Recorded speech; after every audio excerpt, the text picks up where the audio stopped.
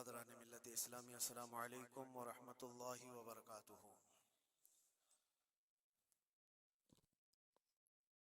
الحمد للہ وکفا وسلام علی حبیبہ المصطفى، اما بعد فاعوذ باللہ من الشیطان الرجیم، بسم اللہ الرحمن الرحیم۔ ان عدت الشہور عند اللہ 12 شہرا فی کتاب اللہ یوم خلق السماوات والارض منها 4 حرم ذلك الدین القیم الى آخر هذه الآیہ۔ صدق اللہ مولانا العظیم۔ بارگاہ رسالت معاب صلی اللہ علیہ وسلم میں درود پاک کا ہدیہ پیش کریں۔ اللہم صل علی سیدنا و مولانا محمد معدن الجود والکرم وآلہ واصحابہ الکرام وابنہ الکریم وبارک وسلم صلاة دائمة سرمدا ابدا۔ اسلامی سال کا پہلا دن ہے، محرم الحرام کی آج پہلی تاریخ، اور اللہ کا شکر ہے کہ یہ نیا سال جمعہ کے دن سے شروع ہو رہا ہے۔ اللہ تعالی اس نئے سال کو ہم سب کے لیے خیر و برکت والا سال بنائے۔ ویسے تو اے مومنوں، سال کی شروعات ہی سے مسلمانوں کو قربانی کا جذبہ سکھایا جاتا ہے۔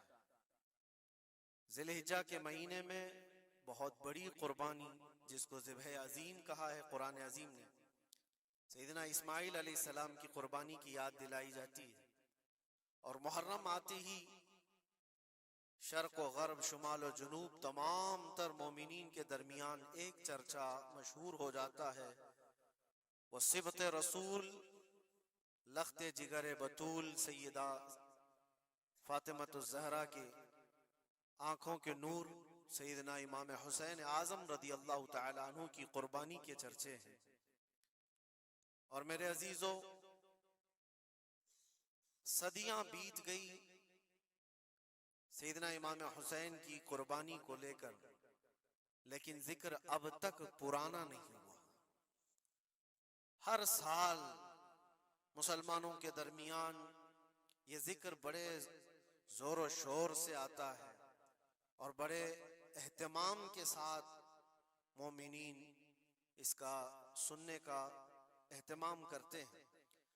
میں ایک چیز آپ کو بتاؤں، کبھی کسی نے یہ نہیں کہا کہ ہر سال کربلا کی داستانیں کیوں سناتے۔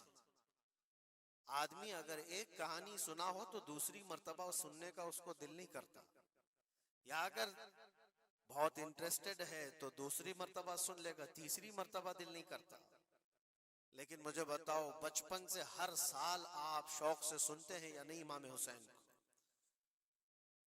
اور کبھی مقرر سے یہ نہیں کہتے یا سنانے والے سے یہ نہیں کہتے کہ ہر سال یہی سنایا جا رہا ہے، بلکہ میں یہ کہتا ہوں، ہم اگر ہر سال کربلا کی داستانیں سناتے ہیں تو چلو مان لیا کہ کوئی مولوی صاحب لوگوں نے یہ شروع کر رکھا ہو، لیکن یہ کروڑوں کے عوام کیا پاگل ہے جو ہر سال سننا چاہتے ہیں؟ حقیقت میں بات یہ ہے، میں اس کو ایک فلسفے سے سمجھانا چاہتا ہوں۔ آپ کلمہ کون سا پڑھتے ہیں؟ لا الہ الا اللہ محمد رسول۔ آپ کے باپ کا کلمہ بھی یہی تھا، آپ کے دادا کا کلمہ بھی یہی تھا، پردادا کا بھی کلمہ یہی تھا، سالوں پہلے بھی جائیں تو صحابہ، تابعین، اولیاء کا کلمہ بھی یہی تھا۔ 14 صدیاں بیت گئی، ہر صدی میں یہی کلمہ، اور آج بھی ہم اس کلمے کو ایک ایک بار نہیں، سینکڑوں مرتبہ پڑھتے ہیں، اپنے بچوں کو بھی یہی یاد دلاتے ہیں۔ لیکن کبھی یہ کیوں نہیں کہتے کہ یہ کلمہ بہت پرانا ہے، اسی کو کیوں پڑھا جاتا ہے؟ نیا کلمہ نہیں آئے گا، پرانا ہے، سب کو پتا ہے، لیکن پڑھنے میں کبھی کسی کو اکتاہٹ بھی نہیں آتی۔ کلمہ طیبہ جو پڑھتا ہے اسے اندازہ ہوتا ہوگا، شوق سے اس کا ورد کرتا ہے۔ جہاں پر بھی ذکر کر کے دیکھیں آپ لا الہ الا اللہ محمد الرسول اللہ کا، اکتاہٹ نہیں آتی، بے چینی نہیں ہے، اس میں جدت ہے، اس میں نیاپن ہے۔ یہ کلمہ ہر صدی کا ہے، ہر زمانے کا ہے۔ تو 14 صدیوں سے جب کلمہ پرانا نہیں ہوا